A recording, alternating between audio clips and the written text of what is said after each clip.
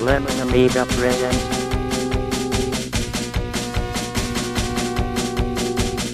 a Playguide video review. Sit back and enjoy the show.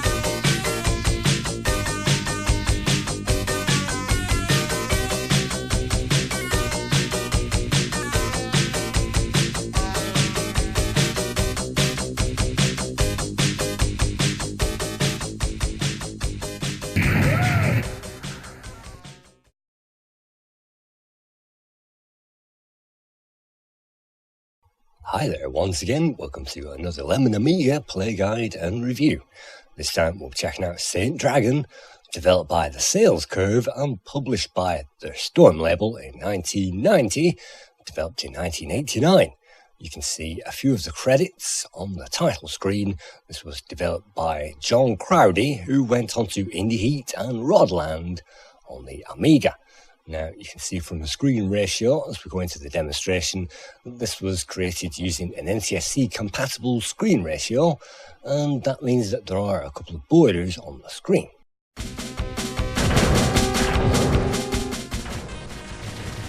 Moving into that comparison zone, we can see the standard Amiga PAL version is pretty similar to the Commodore 64 experience in screen size, and the 60 frames per second NTSC version, you can see I've recorded, it's pretty similar to the arcade version in quality, even though we don't get the arcade colours. So this game was coded in the UK, so it has PAL screen frames per second, but it was NTSC compatible. But for this review, I'm going to select the auto screen scaling on WinUAE, so I get the PAL frames per second and the speed, which is the best way to play it because the NTSC version is a little bit too quick for my liking. So let's press that fire button and let's check the game out.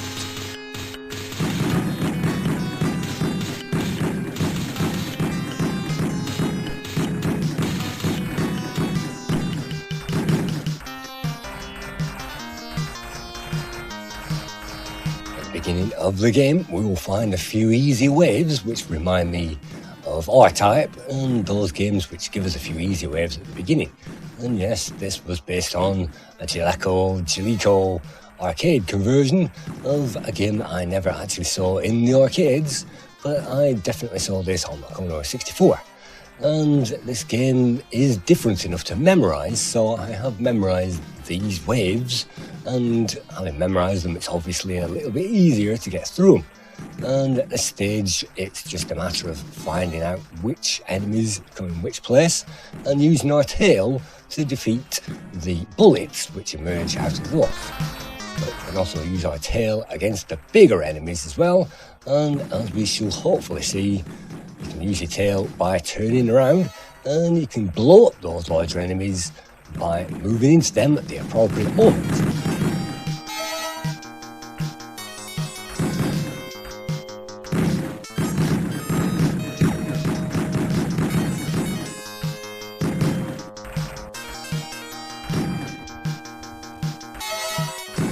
This game was played this year in the Lemon Amiga vs English Amiga Board International Games competition, and I didn't do very well before the competition.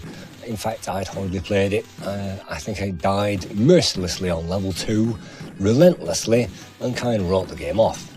But having played it in the competition, I got a bit better, so this is recorded after the competition. I think this is recorded specially for the play guide just to see how far I can get with it, and as we'll see, we'll get to a third level boss.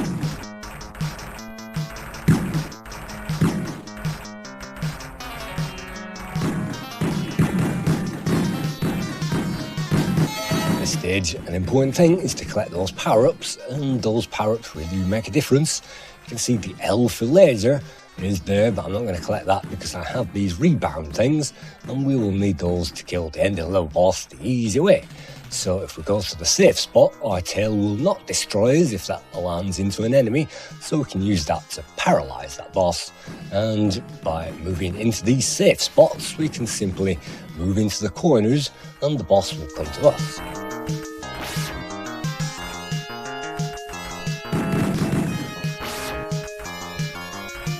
many ways you can defeat this boss, of course, but this is my preferred method just because it's easy, and the longer you take destroying a boss, the more score you will get for it.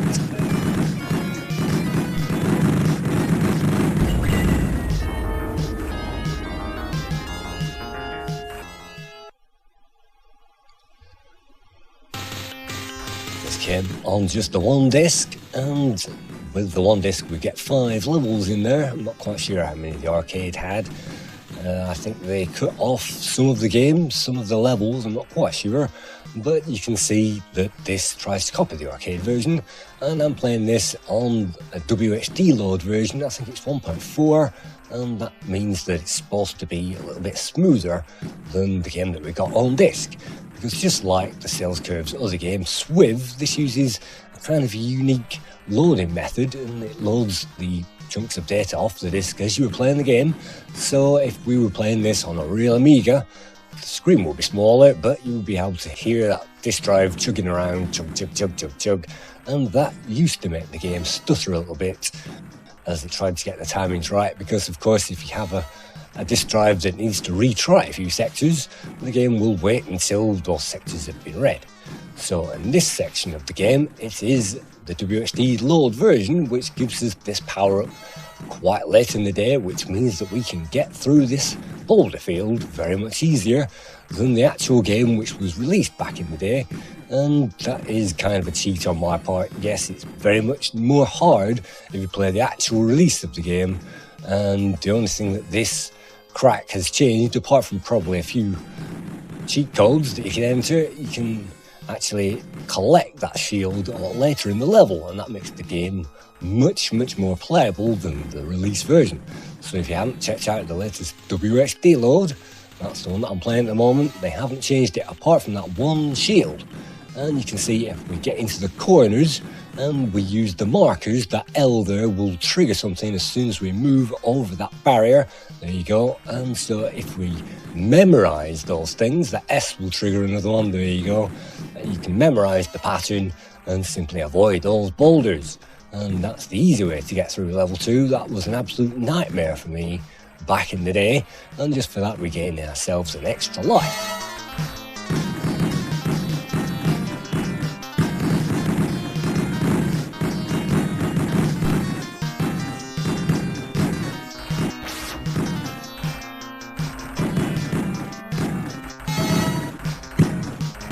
Yes, you still have to memorize those boulders. They come from the floor, and they come from the top, and then from the floor again.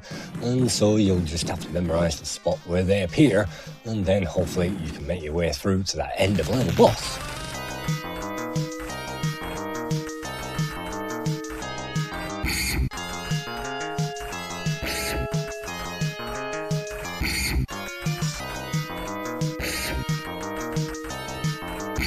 Using our tail to good advantage, we can soak up those mines that flow off into our direction, and these lasers can be avoided.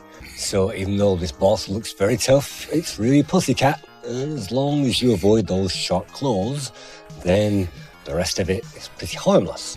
So at this point I'm taking my time and piling in there, and then the second stage of the boss gives us a number of projectiles, and as long as you don't destroy the boss itself and just destroy these, then you can get some more score. These don't last forever, and they do time out eventually. I think there may be maybe 50 of them pouring out of the boss, but after you've got all those, and after the boss has taken some damage, it will eventually blow up, no matter how many bonus things have poured out of that to be blown up.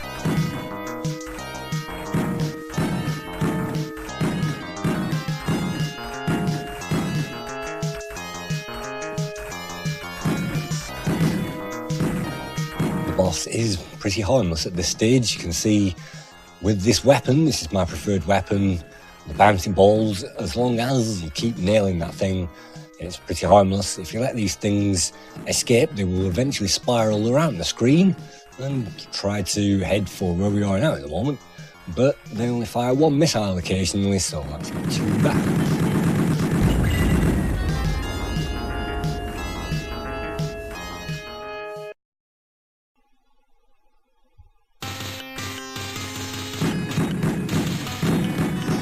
to that level 3 of the 5 in Saint Dragon, we managed to find a technological level, and at the start of this level, pretty much like the start of the last few, all you need to do is to do nothing.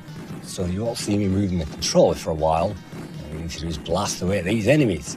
Some of them will fire orbs towards us, and it's great to see that the orbs are orange and we can see them from a mile away, and yeah, we just have to avoid that one. Those bullets fire at random, so their firepower doesn't always hit us if we stay in the same place on the level, and we could stay in the same place up to around this point, and then we need to nail these enemies above and below. And with this particular weapon, it's not too bad. You can see them soaking up those bullets with the tail, and obviously using the tail to block these bullets gives us some score, and it gives us a barrage that we can use to block those enemies. The only thing we can't block is the lasers, which are fired out of these Guardian Sentinel things, and so you'll have to blow those up. And the rest, it's great to see the enemies don't take that much firepower to destroy. It would be a merciless game if they really did take tons of firepower. So you can see I'm hanging back and then going for it. And then the next section, well, this is very familiar because the waypoint is right here, and I've had to go through this section a billion times to try to learn it. The key to this that I've found is to put your tail directly in the face of that enemy, leave it hanging around to collect that one, and then burrow your way through. And this is another impossible mission. You have to make sure that you don't get hit from any sides, just like that. And practice makes perfect in this game.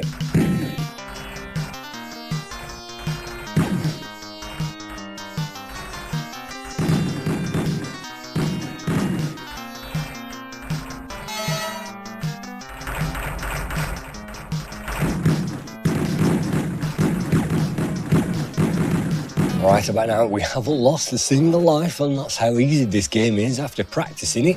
And it is possible. The only semi-cheat that we used is the shield in the wrong place, so that's not so bad. You may notice I'm avoiding the Fs and waiting until the last moment to collect the shield, and this particular spot heralds the point where I usually roll up in a ball to avoid the onslaught of the next ones. So you can see me practicing that now. And rolling up into a ball in this particular spot means that we are invulnerable from the next onslaught of missiles. And then we have to move to the top and avoid the next batch of missiles and narrowly avoid these things as well. So it's not easy, it does take patience, it does take memorising, but having done so, it is rewarding. As you can see, move to the top of the bottom to avoid these. It's definitely rewarding because we're most of the way through level 3 now. All we have to go is to avoid a few things, and one trick that I've definitely observed, one tip, is to hang on to the very top of that screen, use the tail as a shield, and just lurk about there until all the enemies have disappeared.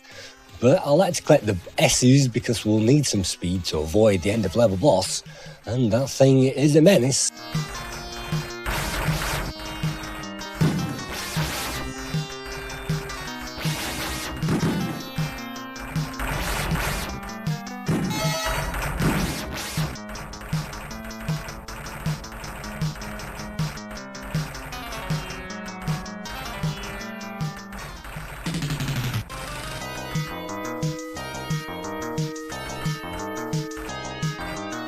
I like to leave the tail nicely hanging out there, and that gets rid of them. And then the next part is really up to you, because you can take on the boss, you can take on these flames, you can leave your tail hanging out, or you can try and find a safe spot, and I try to do a combination of those and usually fail. I don't like this boss because it throws out those random things, and it appears random that it fires fire towards us, but those snake things aren't necessarily random. They will arc their way towards us depending on where we are on the screen. So it is possible to move in a kind of a pattern where we can lock those out and blow the flames up. Having done so, the boss is vulnerable, but he can fire maybe 3 of those onto the screen at any one time. And so this boss, you really have to have respect for this and treat it at arm's length, and then you don't get caught out, which I often do.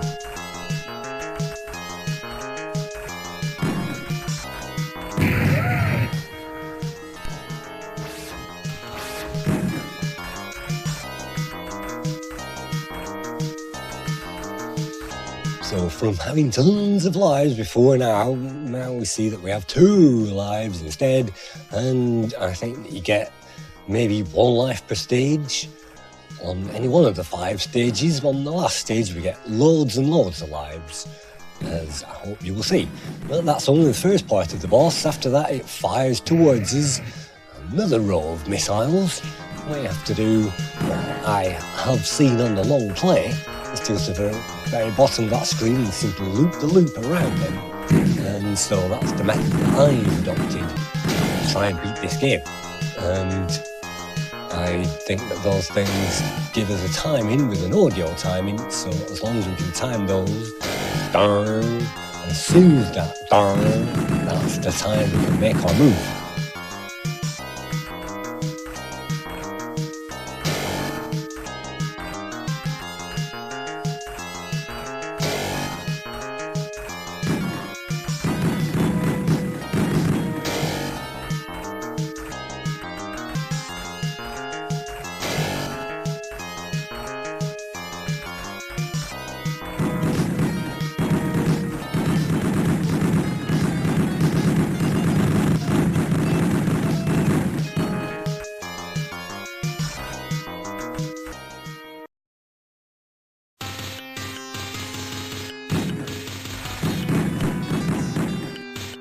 So now we're on level 4, we've got 2 lives left in this playthrough, and there are no more cheats to observe, it's just us versus the game.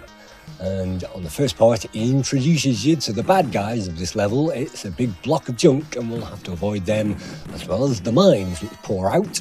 And I'm taking the opportunity to get the fire at this point, and that concentrates the fire just when we need it most.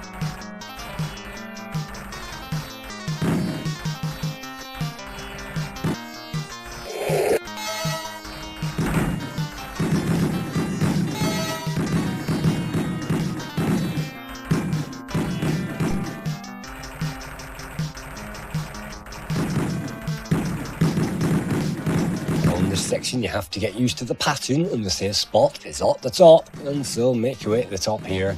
You can avoid these, and in this type of game I think that the aim is more or less survival, because the more you can survive, the more score you get, and the more reassurance factor that you are progressing through it. So that's my method, just going for the survival and lives method. So I'm not quite sure where the life is on this particular level, if we get one at all. So aim again for the top, because that's where they will end up, and we can pick those off as they appear. But these waves aren't necessarily easy, because, well, sometimes we can even let them disappear on their own and just ignore them. But with all this action going on the screen, you'll find your hands full in this game.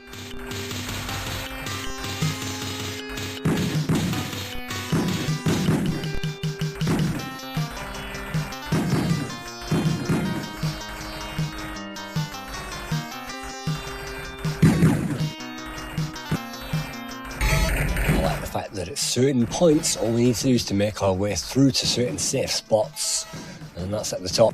I'm actually trying to get some more score on this level and being brave, and at this particular point it's another death zone, and sometimes these mines can blow us up, but it's important to take on these middle 2.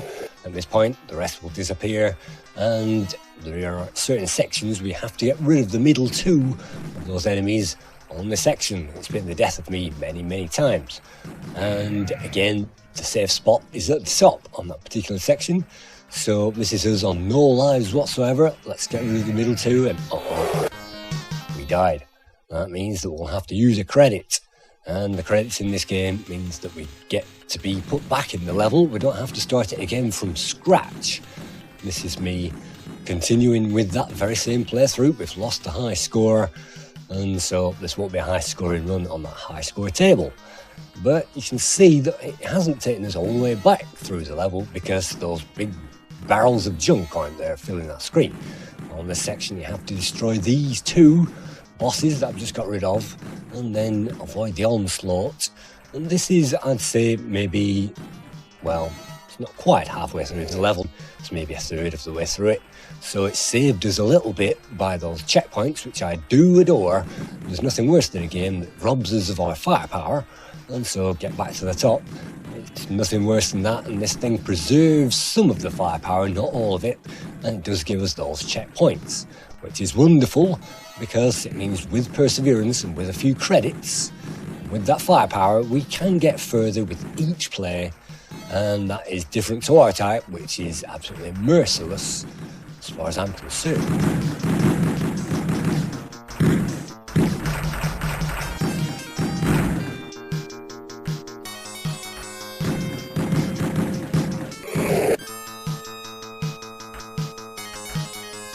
Yes, that's another set of those guys. We're, well, over halfway through the level now, and at the end of the level we'll find a boss which is in a book, and that's the extra life, very much needed, but then again we're using a continue, so you're going to continue, well, extra lives just mean a bit more practice on this game, and I'm not sure, but I don't think I actually got very far with this game until the final week of the competition, when I actually managed to get through to the end of level boss. And on this particular run we aren't actually, well, we are going to see the end of the level boss, but, well, we're going to see as far as I ever got with the game, which is all the way to the end.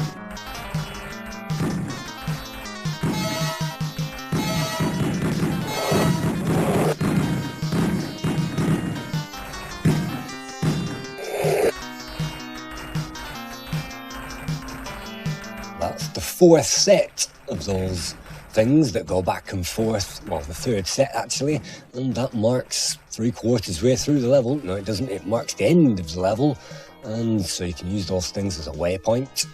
And now there is a kind of a safe spot which I've just miraculously moved out of, but there is a safe spot where you can blow things up, and you can even use your tail in that section that will blow up those enemies, because when you get to the end boss, what you'll get is something that looks a bit like a yellow book, and first of all you'll get blue enemies appearing, so it's important to shield yourself from them.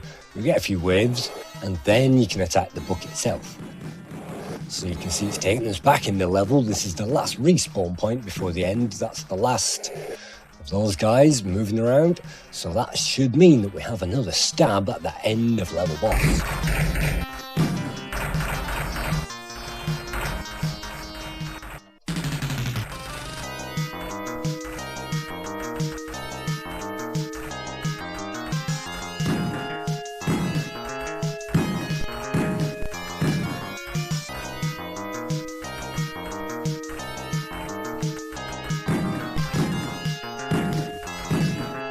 At this point you can see that tail comes in really handy, and rolling up into a ball is one of the gimmicks of this game, and using tails in games is quite novel, and there were a few dragon games, of course, in the arcades and on the Amiga, and Dragon Breed, and this isn't Dragon Breed, this is Saint Dragon, or Sunt Dragon, as you might know that.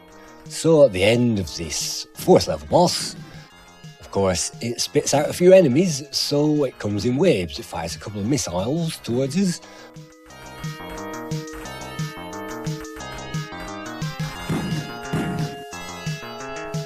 And then it fires a few lasers and a few blue meanies, which respawn indefinitely until the actual boss itself has been blown up. So let's lay into that and destroy it. So we're still using our first continue from that same plate. We've managed to destroy the boss, so let's see how far we get with that. Level 5. And of course you'd expect level 5 to be the hardest level of all, and it is. So there is a trick that I use, but then it's one of them levels that I use a different technique every single time I play it, because it's a difficult game. And again, I like the speed of the PAL version of the NTSC. It flows very smoothly indeed, even though this isn't 60 frames per second. And I like the size of the NTSC version. It's very nice on the screen. And I like the fact that we can go through into safe spots, and it's not a bullet hell game where we have to avoid a billion bullets. So it kind of gives us half a chance, and if we make a mistake, blunder wildly into danger, then that's our stupidity. And I might make this look easy, but again, continues in this game mean that we can destroy the enemies and avoid the bullets. And again, stay to the top if you don't want to do that, but I'm trying to get some score because this was, well, me playing the game, I think, after that game's competition. I'm trying to show you how to do it.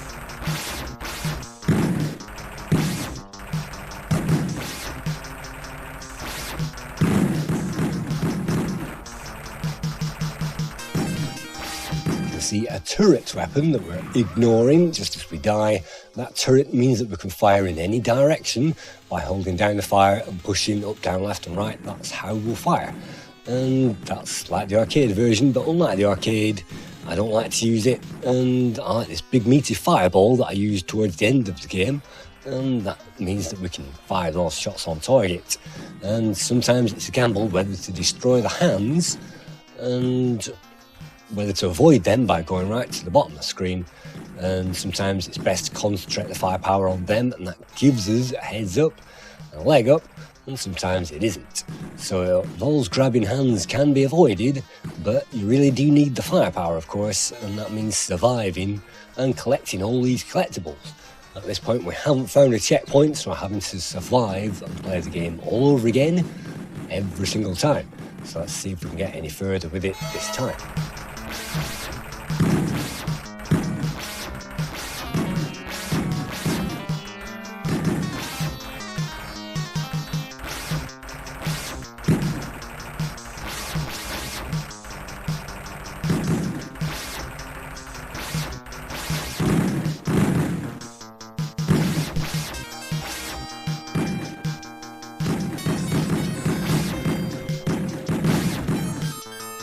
Got the scores for this game. One of the lowest scores, if not the lowest score, came from Zap, who awarded this 59%. Lemon Amiga gave this 70%, and Amiga User International awarded it 71%. Amiga Magazine gave it 77%. Amiga gave this game 77%. CMVG awarded it 80%. The One gave it 81%. Amiga Format gave St. Dragon 82%. Along with Ace Magazine. Amiga Joker even gave this 86%. Your Amiga, that's Your Amiga, gave this 89%. Zero, which is always sympathetic to every single Amiga game, gave this 91%. And Generation 4 awarded St. Dragon 92% and gives this an average score, I think, of around about 8 out of 10. And having played this and gained respect for it by playing this, practicing it, then I really do think that my respect has improved after all these years by getting to know this underneath and getting to know it all a bit more by playing this in the competition, having people to play against and trying to outperform myself and other people. It was great fun. We definitely, well, everybody seemed to enjoy it, so we never know what's going up in the games competition. Something like this could come up at any moment, and it depends what gets voted for. But as far as St. Dragon goes, I think this is an excellent game. I'd probably give this an 8 out of 10 if the original release had the shield in the same place as the crack. So here we go, we've reached another checkpoint. That's 7 lives collected on this end stage. I think there is a 1, a 3, a 7 before we get to the end boss. So all you have to do is tell enter that thing, memorise its patterns so that you don't get hit. It's up to you where you go, but eventually it will throw out some homing missiles that you have to avoid and loop the loop that you can't destroy. It's the same thing from the other boss. That's as far as I've got with this game. So thank you for watching another Lemon Amiga play guide and review.